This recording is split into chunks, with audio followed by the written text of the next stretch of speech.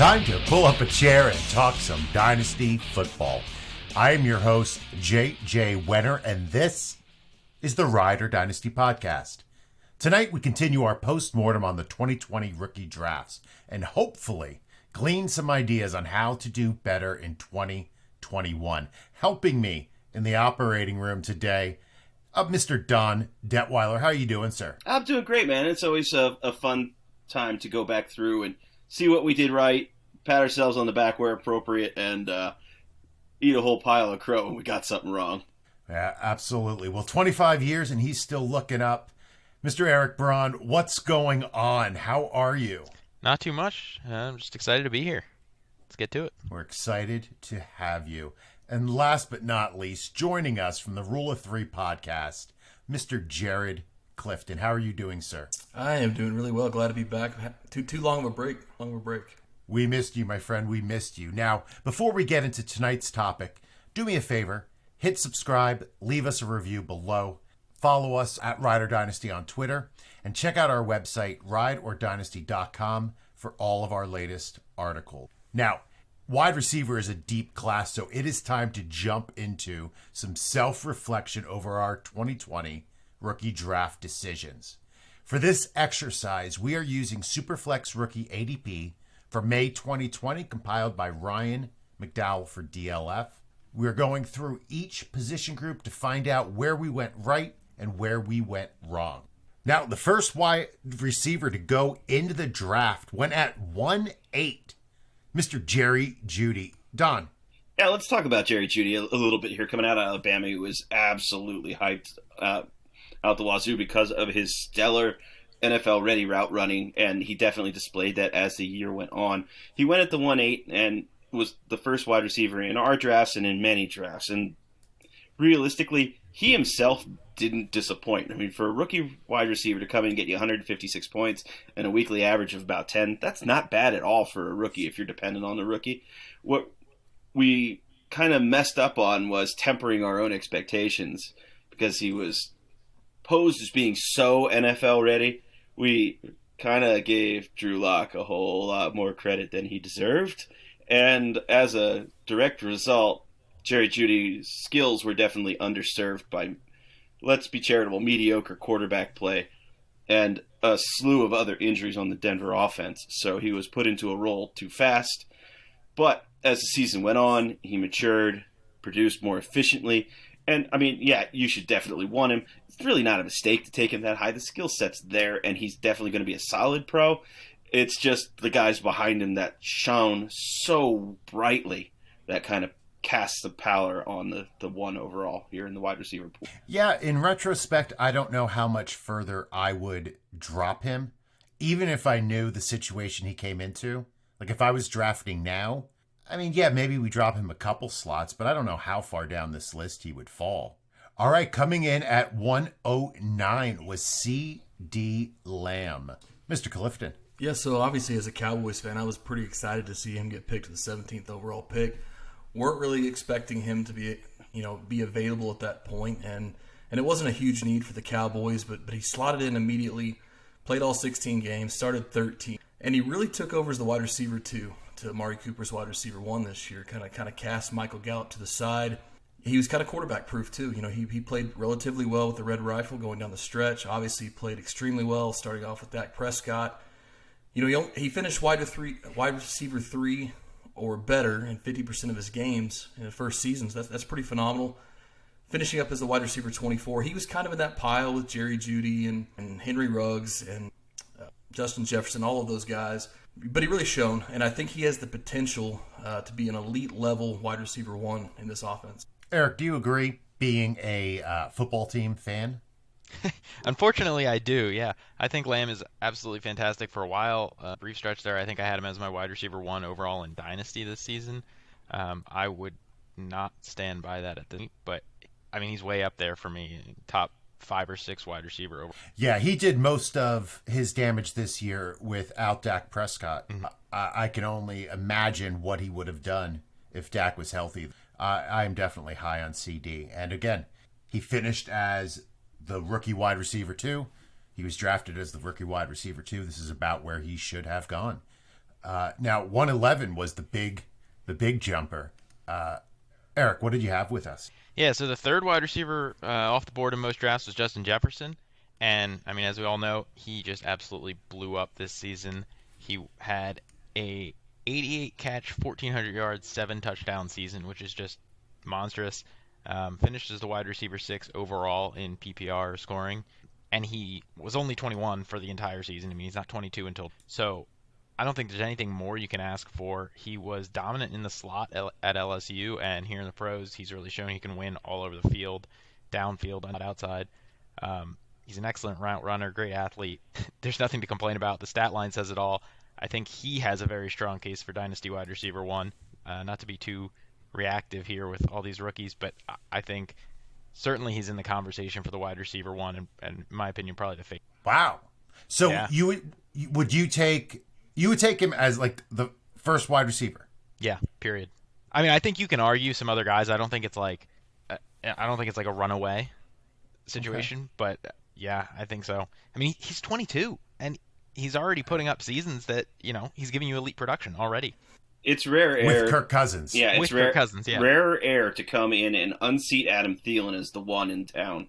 And with Kirk Cousins and in a super run-dominated offense, hang up 1,400 yards as a rookie. It's crazy. Yeah.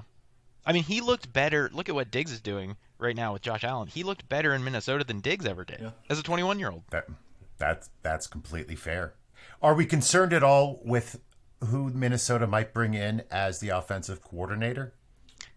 Maybe a little bit, but I don't know. They haven't really been a super pass-happy team years already. And as Thielen gets older, I think Justin Jefferson's just going to continue to dominate as a wide receiver 1. And I think players that talented who could just kind of hog targets will survive kind of regardless of the offense. Yeah, the other thing there, too, is there's such little competition for targets that, I mean, it's him, Thielen, and Irv Smith, maybe. Dalvin Cook out of the backfield. I reiterate my And we're a couple years from Adam Thielen being done, and so you look at Justin Jefferson as a Devontae Adams type of just target hog, or Michael Thomas in here in New Orleans. They're going to throw him 150, 160 times a year, even in a run-heavy offense. That is just so much volume, and he just does so much with the... Now, speaking of wide receivers getting a heavy volume, somebody that we thought would have received many more targets than actually did at 112 was Jalen Reagor. Yeah, there's a lot of asterisks that go with Jalen Reagor's season. Obviously, the significant regression of Carson Wentz played heavily. A little bit of a quarterback carousel there with Jalen Hurts, taking the last 4 games. And he also missed 5 games due to a UCL tear. He put up a pretty mediocre line of 31 catches on 51 targets for just shy of 400 yards. Only got the 1 touchdown.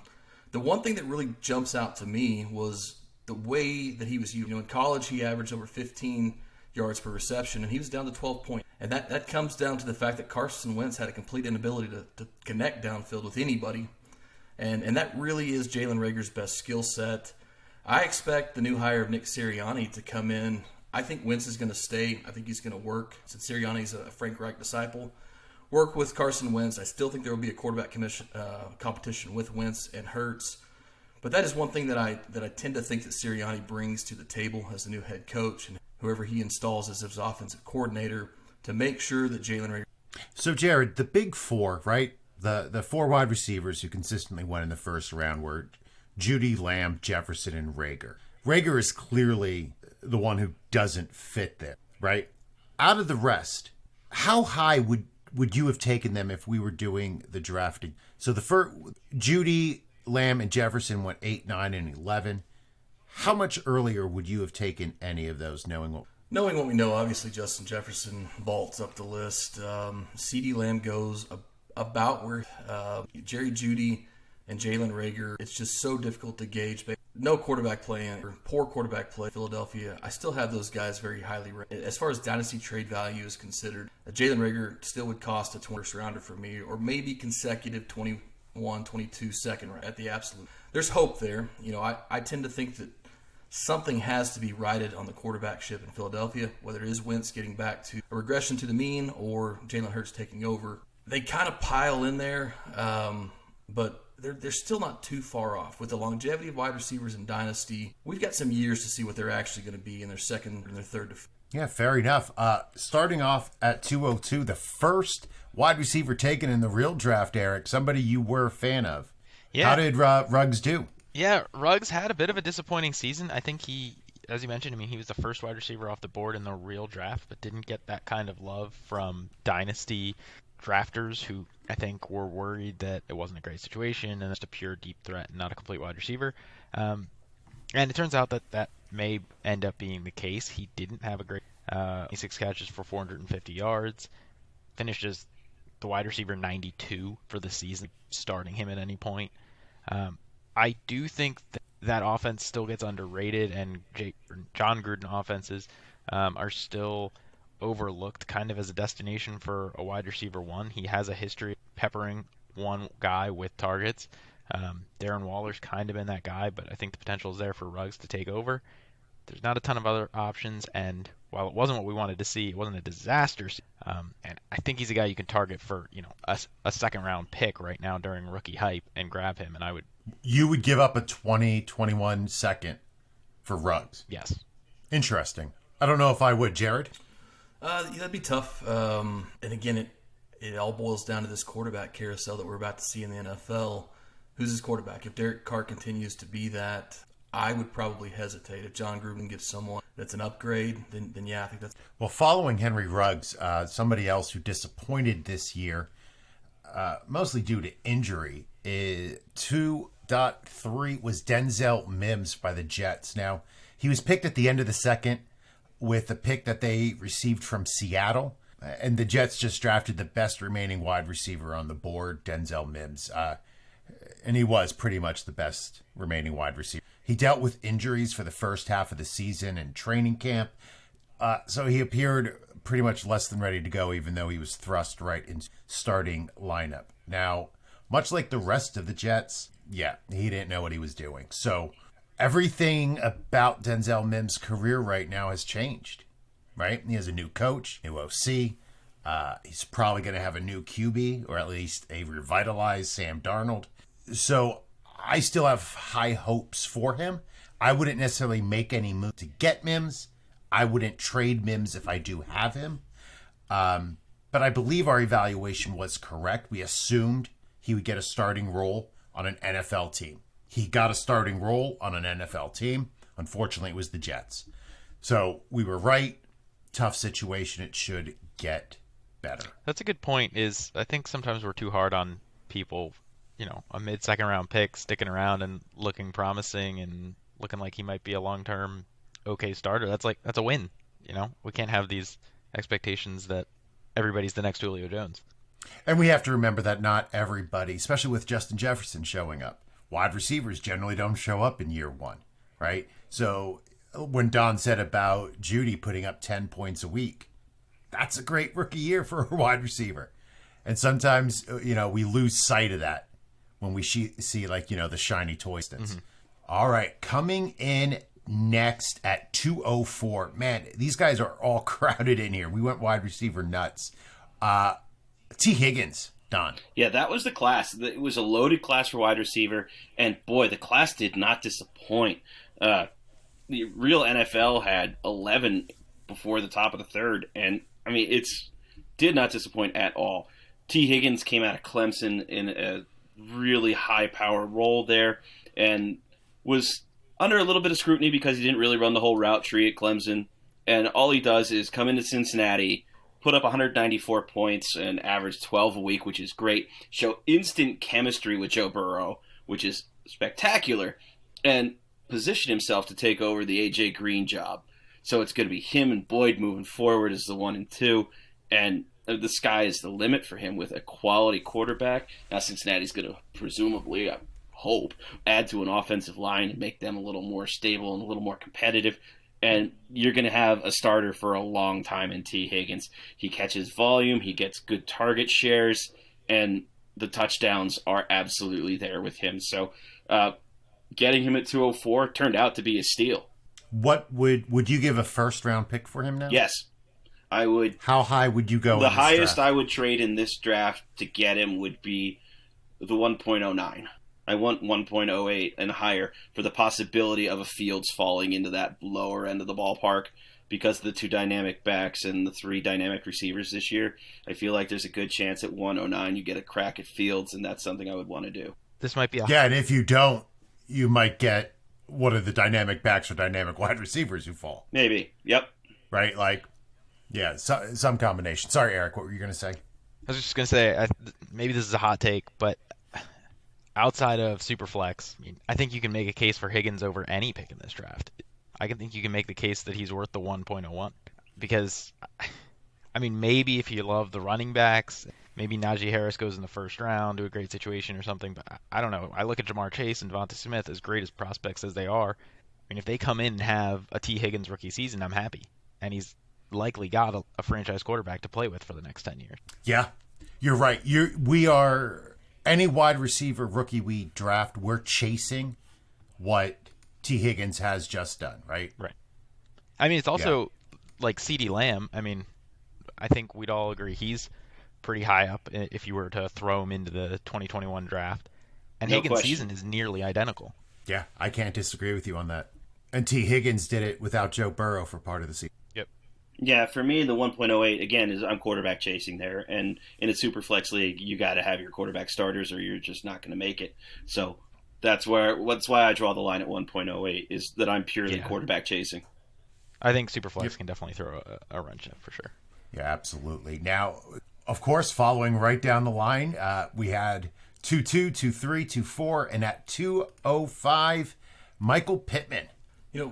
Michael Pittman is just kind of he's another really hard person to analyze because he has the size and he has the speed to do a lot more than what he did. And he was a possession receiver this year in Indianapolis. Now, a lot of that is a fact that we all 4 of us have better arms than Phillip Rivers in his now retired career. So I'd like to see what what happens when they do get that better quarterback. But right now he's doing a reasonable facsimile to a Dwayne Bowe. He has about an 85 catch ceiling.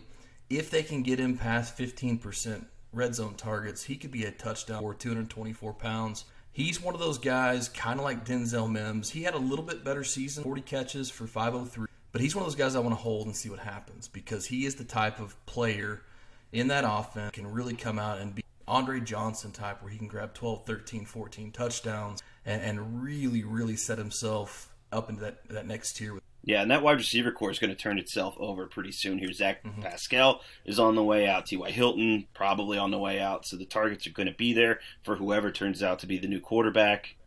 He was a guy I was aggressively pursuing early in the season, and I'm happy with all the shares that I got. And so I'm taking a look at guys that had good seasons that are kind of towards the end of their rope, the Robbie Andersons, the Brandon Cooks, trying to move those type of guys. Not even talking about picks at this. Again, I don't really know if there's a really good pick value there because you're looking at a borderline second rounder because the production's not really there. So I wanted to trade off some of these older wide receivers or maybe even a Dallas Goedert type to try to get my hands on him. But other than that, I think he's just the perfect hole. Absolutely agree. I concur. Doctor. All right. Coming in again, 206, right in a row, Brandon Ayuk. Drafted as the 9th wide receiver in rookie drafts.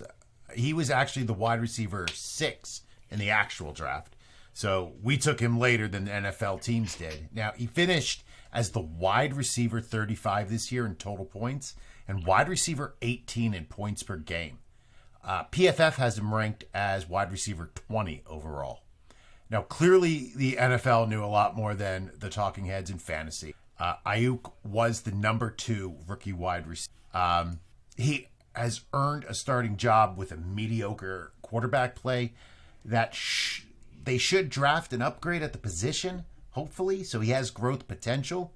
I reached for him with early second, so I was happy where he landed and how he did. I don't think anybody should be trading Ayuk right now. He's in a good situation. But if you can offer somebody a second for him, maybe like even an early second, try it. I can't see anybody making that deal, but I would definitely throw out 2-1, 2-2 and see if you land Ayuk. Yeah, I love Ayuk. I feel like I love all these guys. I keep going down the list, but I think he could be really special and very close to that Higgins lane. Yeah, like I said, he only played in 12 games, but he averaged the second most points per game for wide receivers. Yeah.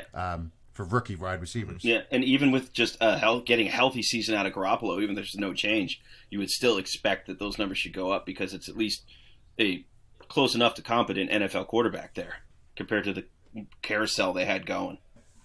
Yeah, absolutely. Now, coming in at the 208, Laviska Shenault, one of my favorites, probably my most rostered player in my MFL league, Laviska Mr. Detweiler. Shenault was such an interesting prospect coming out of Colorado. It was like, what is he? Is he a deep threat? Is he just kind of like the next Hines Ward type, a dynamic blocker, good slot guy? Turns out he could do a little bit of all of those things. The big knock on him coming out and why he fell this far wasn't talent. It was always injury concern because he had a lengthy injury history at Colorado. But as Kyle Allen is now probably sitting like reflexively rocking in the corner because I said injury a whole bunch of times, this guy definitely showed that he could play on a Jacksonville offense that put the ball in the air a bunch. He's now their wide receiver too, and they're about to inherit a huge quarterback upgrade. So if you have him, if you're moving him, it better be for something really good. Otherwise, this is definitely a share of somebody you want to keep because DJ Chark is going to get expensive before so long, so who knows if they decide to keep him with the nucleus in Jacksonville or if they decide to liquidate him and go with Shenault and some younger players. A Cole really stood out there this year, so who knows exactly what the future is going to be other than that offense is about to get really interesting with a new signal caller and a new coach that is going to be plenty happy to give that new quarterback the ball. Yeah, and I don't think it's hyperbolic to say that he's more athletic, better Deebo Samuel. You can put him all over the field and do just so many things with him. That's going to be really interesting. Bigger, too. Yeah, which was one of the things I liked about Ayuk as well. This class seemed to have that type of Deebo Samuel clone. Yeah. So at 209, the last wide receiver in the second round with the second round ADP, Bryan Edwards. Eric. Yeah, so Bryan Edwards was a third-round pick for Vegas, almost at Oakland, and was one of the guys who got a ton of rookie hype in the rookie draft period in the summer, and then in preseason, supposedly he was going to be Derek Carr's new Devontae Adams from back when he was in college and whatnot. None of that ended up panning out this year, at least. He only had 11 catches for 109 and a touchdown, which was even worse than Ruggs. I feel like, not to go back to Ruggs, but I feel like these two have kind of had a weird there's been a weird perspective on these two, where Ruggs has been constantly dismissed and cast aside as not a true all-around receiver, and Edwards has kind of been propped up and stated that he's going to be the real target hog in Vegas, and he's actually worth more than Ruggs. I think that's completely backwards. This rookie season was not what you want to see at all. So to me, I'm not targeting him anywhere. I don't think you have to dump him, complete lost cause, but it wasn't what we wanted to see. And if somebody is still buying that Edwards over Ruggs narrative, or Edwards as their future wide receiver one narrative, I would definitely try and trade him. So, Jared, would you take any third for Bryan Edwards? I don't think so. It's too much. We're going to go through 5 or 6 more guys below him on what we drafted that I would gladly have. So I'm going to leave him there and let that be someone else's headache. Oh, wait. So you wouldn't give a third for him? Because, no. Because okay. Yeah, no, that's interesting. And it's funny enough, when we did our preseason as the Rider Dynasty crew, I had Bryan Edwards as it was sluggish, and it does not fit that he did not fit that vertical Raiders pass offense to have any inclination that's going to change unless he shifts his receiver. Now, Don, the second round ADPs started with the Raider and ended with the Raider. Out of the group, Henry Ruggs, Denzel Mims, T. Higgins, Michael Pittman, Brandon Ayuk, Bryan Edwards. Who are we kicking out of that second round? Who are we saying, wow, that was horrible? You could make that argument for either one of the Raider wide receivers, but I think Edwards is probably the guy. It's a very questionable fit in what Chucky wants to do with that offense. It's predicated on a lot of pre-snap reads, and him being on the same page with the quarterback definitely does not seem to fit his kind of more reactionary athletic style. I don't know that you can teach everything that needs to be done there. That being said, maybe he comes out and is just an absolute monster this year, but I just don't see that one happening. So I think he's the one that is in the least projectable situation. If you're looking around the rest of it, I think Mims is probably the next one to get the toss here. Aside from the just relative scarcity of targets and competition there for the Jets. He came out of a Baylor system that didn't ask a whole lot, didn't expect their wide receivers to run the whole route tree. So there's a lot of learning on the job going on, and that's going to be a real task here for the next coaching staff to come in to teach him to do things other than the go route. So starting the third round at the 3-2 was Chase Claypool. Oh, how the draft was so interesting. We're in the second round watching the real NFL draft going, and Dobbins starts falling, and J.K. Dobbins is falling and getting closer and closer to Steeler land. And you could almost hear Western Pennsylvania starting to get all stoked. Here we go. We're getting our running back. The pick goes in, and it's Chase. Who now? And then I started looking at it, and Claypool coming out of Notre Dame was this guy with a whole bunch of questions. Could run like a deer, but was he a tight end? Is he a wide receiver? Is he like David Boston part 2? It turns out that he's Mapletron and was absolutely electric. As the season went on, he developed, was asked to run the route tree and was able to, was covered up in targets, having 10 for over half of his starts. His catch percentage, I expect to go up, and he may very well next year be the wide receiver 1 in Pittsburgh, which is really interesting. You're going to get a great dynamic there with him and Johnson in Washington because they all do different things. I would say it's unlikely that Juju Smith-Schuster is back because of contractual issues. So if you were one of the lucky people to get Mapletron at this point at this 302, man, you have to be just so stoked. And it would take a lot to pry him away from me at this point. All right, but you're also a Steelers fan, so let's ask Jared Clifton. If you had Claypool on your team, what would it take for you to move him?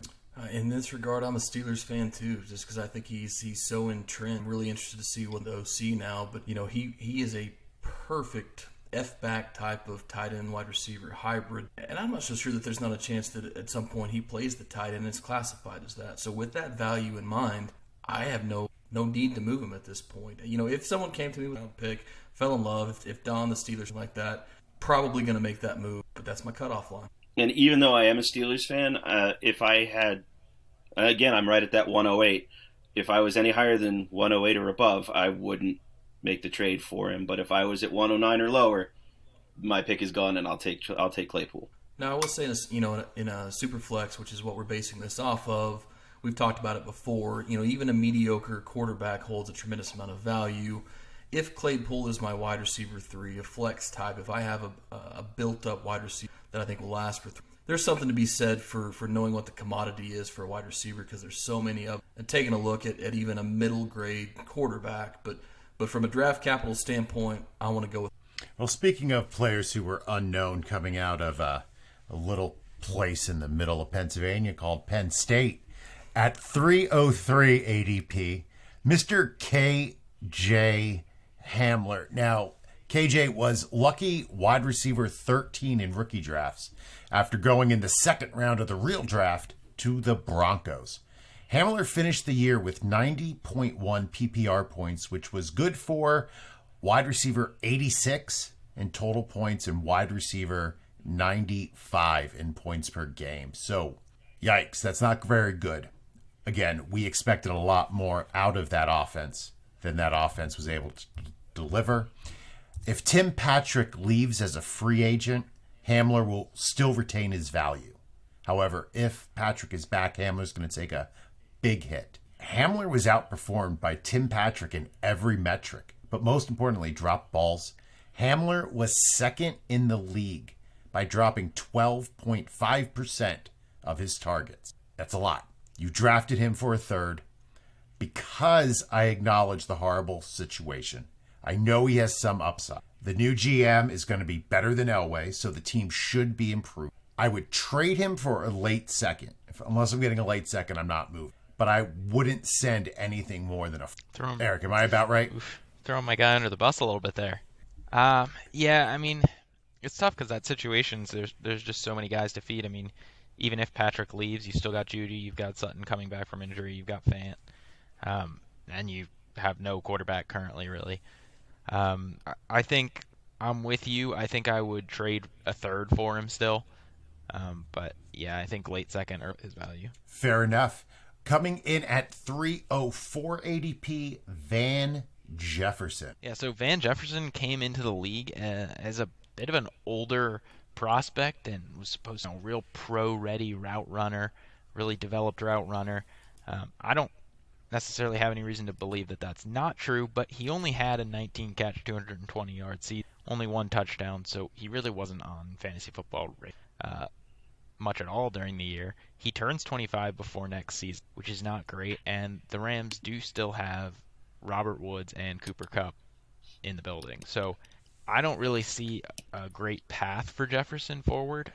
Started to run the ball a lot too lately with Akers. I'm not seeing a ton of upside here, especially for an older guy. To me, he's somebody who I'm not targeting at all in trades, and if I have him, he's, a guy maybe you can throw into trades when you're making an offer and the other guy's kind of wishy-washy. Throw in Van Jefferson, and maybe that move. The best you could hope for is that they look at Jefferson, and if you trade him this year, he still has the rookie designation. Maybe they're going to get confused. I know in my big league, a copy of Van Jefferson went in the first. Whoa. And everybody was like, "Oh, did you make a mistake?" And I think the person lied and didn't want to say they made a mistake. And yeah, that was pretty bad. The first copy went like 7 rounds before the last copy. Yeah, I think even Josh Reynolds outplayed. That's fair. So I don't know. I don't see much. I didn't even know he was going to be 25. That's old. Yeah, I mean, if you're going to be that as old old, as you need to kind of come in and produce right away. Not going to happen. All right. Following up on Van Jefferson, a Devi Dirtbag favorite at 307 ADP, Devin Duvernay. So, again, I picked a lot of guys from my team as a Texas Longhorn to watch him catch 100 balls in college. Fantastically fun to watch. A lot of screens, a lot of quick hitter type of pass plays, and then he goes to ball. And you're talking about a team that only passes the ball about 44% of the time, and he participates in routes less than 10% of those pass plays. The window for him can open a bit if they do walk away with Willie Snead, but you're talking about a 55 to 60 target ceiling in this current offense. Unless Greg Roman does do some West Coast wrinkles to his offense and gets some quick hit action there, a slot receiver in Baltimore becomes the 5th option on, again, a target per game basis where there's not many targets. So we were hoping to see him kind of become a Jarvis Landry type, and in this offense, that's just not, he's never going to have the volume or be a red zone threat to really hold enough value. I think my question with the Ravens is, do we think if they had a great wide receiver, they would get targeted? No, it's the same argument that we've been talking about Philadelphia Eagles for so long. They don't care about the outside, the deep ball, and so it makes you scratch your head when a team like the Eagles take first round or the Ravens spend a second rounder on. These are fantastic deep threat wide receiver with a quarterback that's not capable of throwing the ball. So no, I don't. Harsh. That's pretty hard. I mean, they had iconic Des Bryant there. I mean, he's one of the greatest of all times. He got 11 catches. So that's true. I mean, I wonder how Randy Moss would do on that team. He'd get mossed. He'd probably break a hip. He's an old man. Coming in at 311, we talked a little bit about Swiss Army knives. One of my favorite late round selections, Lynn Bowden. Landing at the end of the third, this hybrid wildcat, played running back, quarterback, and wide receiver in college. He was following in that same idea as Ayuk, Shenault, Antonio Gibson, and of course, Deebo Samuel. Bowden posted 23 total snaps in the first 6 weeks. He then disappeared for 5 games. Doesn't say anything about him being on injured reserve, being injured. Just didn't play for 5 games. So I think he might have been replaced. Because when he returned, he played 22 snaps his first week and then played more and more snaps every week, finishing above 90% snaps for the last 3 weeks of the season. I don't think it's the same Lynn Bowden that started there. The conspiracy number 1 for our conspiracy pod. Now, he has shown enough that I would suggest trying to trade for him. I would offer an early third, maybe even throw in a 5th with that. Like, I'm not going above an early third, but I'd throw in a little flavor. But that's about the highest I would go. Maybe I would go up to a late second because I really do like him. But I wouldn't move him for what people are going to offer. I just think he has good upside. But I might be alone in there. He's a guy that could pan out absolutely. People are going to get enamored with, and he's going to be on a roster hanging out for ever. in like the 3 years from now we're going to have our roster clean out pod, and that name may show up again. I hope that's not the case because he's such an interesting athlete and such an interesting player, and by all accounts seems like a pretty good dude. But hopefully that's not his lot to be on the clean out special. Yeah, that's not the opinion I was looking for. Anybody else want to provide me with the right opinion? So my first question is: are you saying he's a pod person? Is that what we're saying about Lynn Bowden? Invasion of the Bowden Snatchers? Is that what this is called? I think that he might have a twin. No. And maybe the good twin had like COVID and couldn't play like for the first 10 weeks. Or he has no fingerprint. Ooh, conspiracy pod. that's a good one. I like it. Maybe he's a lizard person. Hey, listen, there's a lot of QAnon folks now who are looking for a new conspiracy to jump on. We might have something to offer them. Yeah, just sticking with Lynn Bowden, trying to give you the right answer here. We've seen teams do this back in the Mel Gray days in Detroit. We've seen Tavon Austin, Pharaoh Cooper. Everyone's looking for that gimmick mousetrap. So maybe Lynn Bowden has the chance to be that. But I'm with you. I think he's probably in the clean-out special here in a couple Or can he grow into a Curtis Samuel type? Possibly. So if you are in a league with me, please offer me Lynn Bowden. I clearly am going to overpay. And I'm not even going to ask for my friends' opinions because they'll tell me I am wrong. Finishing out the third round with an ADP of 312, AGG, Eric. Yeah, I'll be honest. I'm not going to give you the homer take here. I think Antonio Gandy Golden was a pretty disappointing fourth-round pick for Washington. He spent some time on IR, but he's one catch for 3 yards. And he was outplayed by 3 separate UDFAs in Steven Sims, Cam Sims, and Isaiah Wright. I don't think any of those guys are amazing receivers. There's just not a ton to be excited about here. He had every opportunity to kind of break out. So you can roster him in deep leagues, but I think he's with Jefferson, or throw him into a trade if it moves the needle. And I'm not. So you're saying that AGG and Justin Jefferson are both cuttable? What? No, I'm just kidding. What? You meant Van Jefferson. Yeah. I was trying to fool you. You almost did. Yeah, I mean, I think it depends on the league size, obviously. I'm not going to say they're cuttable in every league, but I'm certainly not going to get them anywhere. And if there's a trade I want and somebody's hesitant and they say, okay, I'll do it, but throw in one of those 2 guys, I'll do it. Fair enough. Looking back at this list, I mean, you talk about a range of wide receivers, starting with Chase Claypool, KJ Hamler, Van Jefferson, Devin Duvernay, Lynn Bowden, and then Antonio Gandy Golden. The third round seems to be where people were trying to shoot for upside, but there was a lot of misses in that third. What do you think we're doing wrong here? I don't know that we're doing anything wrong here. I think we're just at that point in the draft where the majority of the high-end stuff that you're looking at was like, it's all gone. So now you're looking at situation, you're trying to look at fit or guys who were hyper-productive at a college program and had a skill set that kind of matched in a niche, but we all knew that, like, if that one specific thing that they do well and the whole on the team doesn't line up, it was going to fizzle. But that's what happens in the third and fourth round. If you get a hit out of your third-round picks, you're pretty happy about it. If you don't, you look back and you're like, okay, was my thought process good? Did I take guys from major schools, or did I take people with good track records with the best information I had? If not, then it's time to do your thought processing and look back at where you were grabbing your information. Because if you just look at the Mel Kiper list, you're probably selling yourself short. Jared? Yeah, if we made a mistake in this particular round, I think it was one for upside and landing spot. You take a look at even Chase Claypool, who hit. He didn't have a natural fit become successful. He was Washington ahead of him. KJ Hamler had another high caliber rookie drafted ahead of him. Cortland Sutton before he went down. Van Jefferson obviously in a very receiver room. Devin Duvernay, that's just not an offense that was ever going to support a slot receiver. Lynn Bowden was rookie wide receiver by the Raiders.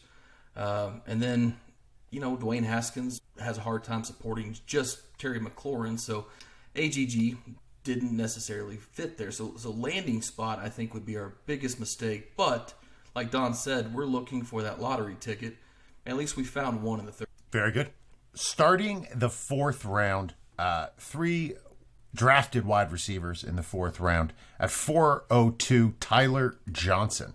Yeah, Tyler Johnson out of Minnesota is kind of your classic stash guy. He has an interesting skill set, but he's not the fastest.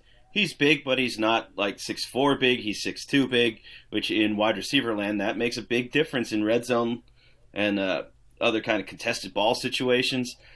And he went to a Tampa team that already had two studs in the wide receiver room, and we kind of were thinking, okay, maybe he's the guy who creeps in and is the next Tom Brady guy that just has an interesting chemistry. Turned out that he gets 40 points over the course of the year and averages 3.2 a week. Doesn't play the entire season, missed a couple games, and then was just kind of pushed to the side by the usual Tom Brady stuff that happens. Guys coming off the bench or guys that have been around a little bit that are really crisp underneath route runners. His big week was week 5 against Chicago when he played in 78% of the snaps for the team and got 6 targets with 4 catches and 61 yards. He was productive, he was available, and Brady looked his direction, which bodes well for the future. Bruce Arians is notorious for not using first-year players. It's just something he doesn't do. He wants that maturity on the offense, and Brady is another guy who's very similar to that and follows that pattern. With a bunch of free agency potential and turnover in Tampa, he's a guy that's kind of interesting that you might want to get. Are you paying anything more than a fourth? No. But in a deeper roster, he's interesting. So if you can get him as a throw into a trade, or if you could get him for cheap, somebody wants a 4th round pick, or even maybe like the 310 or something like that, it might be an interesting thing for you to grab and just put on your roster and hope. Tom Brady has said that he's a big fan of Tyler Johnson. I don't know if that's just announcer talk, because Tom Brady supposedly was a big fan of Scotty Miller. He's a big fan of a lot of people. But I would give a mid-third for Tyler Johnson, I think. What about you, Clifton? No, I think that's fair. That's steep, but we've talked about it for a long time. The Mike Evans drop off at some point in that role. So why not Tyler Johnson? He was able to get it done with Bateman there in Minnesota and some other pretty stellar wide receivers. So 3rd round, it's a gamble. I'm sure gamble. Eric, where are you at on Tyler Johnson? I think I'd probably give a 4th, maybe a late 3rd. Depends how I feel about this draft, a little closer to it. But I think he's the sort of guy who I can see fitting with Tom Brady. We'll have to see what happens at wide receiver. Like you said, is Evans starting to slip? Are Antonio Brown and Chris Godwin going to be back next year? There's kind of a lot there. Is Tom Brady maybe going to? I expect so, but maybe. And the beauty of it is you don't have to make those decisions until after the real free agency period plays out. Absolutely. Yeah. Now, looking at the 409, Quintez Cephas. He was a guy after week 1 when he got 10 targets. Okay, maybe this guy has some play. He caught 3 of those balls, then he never saw her for the rest of the season. 17.4 yards per catch when he did make a catch, but it was only 20 of them. He only got 2 starts and the 30 he played. But the most damning stat that I've seen from him is he had, defenders gave him a league best 4, and that's not something you want, because that means they don't see you as much of a threat and they're just daring the quarterback. He's just a guy. He's one of those guys that I'm going to let fall off a lot of rosters just because, first of all, defensive backs don't believe in him. Why should I? And who's going to be his quarterback next year? If you take Matthew Stafford out of the equation, you're talking about taking a guy that's been there for 8 or 9 years in continuity. There's no guarantee that they're going to bring someone in better to throw to a subpar replacement level. Eric, any Cephas love? No, I think that's a very fair point. And you talk about them giving him a cushion. Cephas had one of the slowest 40 times last year, so it's not like they're worried about him beating them over the top. You're dead on. I think it's just they're not worried about him. Period. Just a dude. Yeah, that's a shame. They clearly were looking for bodies there who they could connect the ball to, with Golladay being out all year.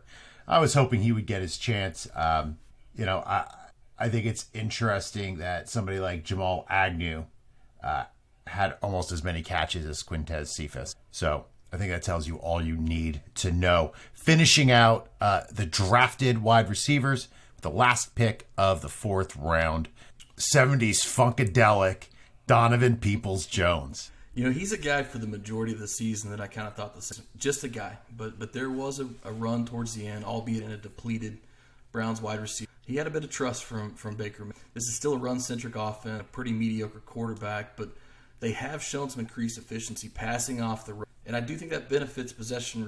We don't know what they're going to do with O, but it doesn't look like he's going to be back. So if they don't bring in a significant free agent wide receiver, they'll focus almost strictly on the defensive side of the ball in the draft.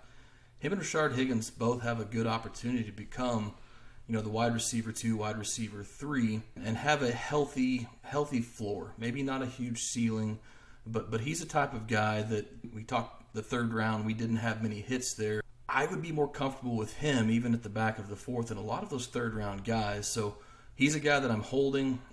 He's a guy that, I would probably trade a guy Jr.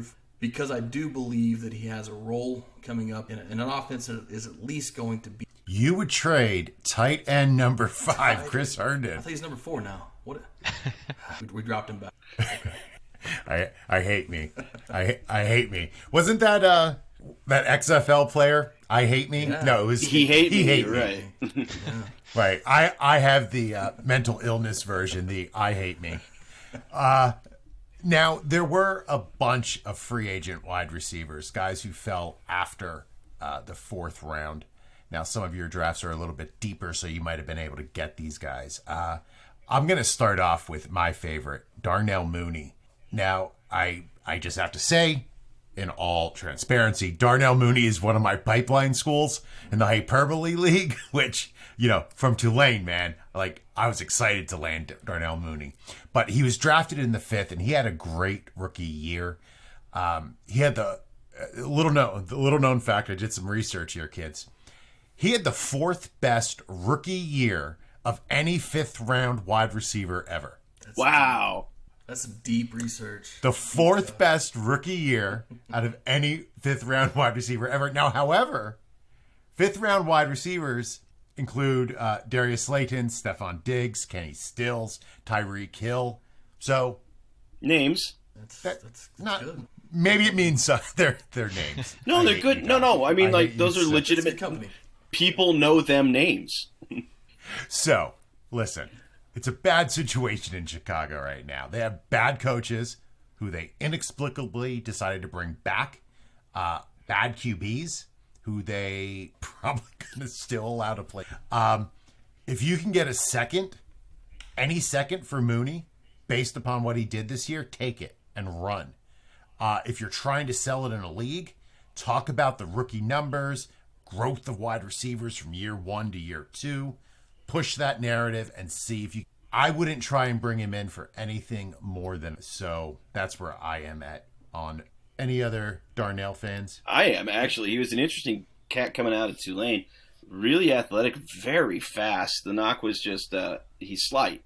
And you're going to hear that thrown around a lot this year with some of these wide receivers because he's a little slight. So you just worry about durability. But with Allen Robinson probably on the leave, he may very well end up. Oh God, he might be the wide receiver 1 in Chicago. Oh God, poor Chicago. Wow. My heart goes out to you, Bears fans. Hopefully that doesn't happen for him and everyone else, but oof, it might happen. All right, so let's just go through. Gabriel Davis needs to be mentioned. He was 12th in the league in ADOT on a growing offense. Gabriel Davis is easily worth a second. Okay, just to make sure. Let me go through these. If any of these free agents strike your fancy, let me know. Another Buffalo free agent, Isaiah McKenzie.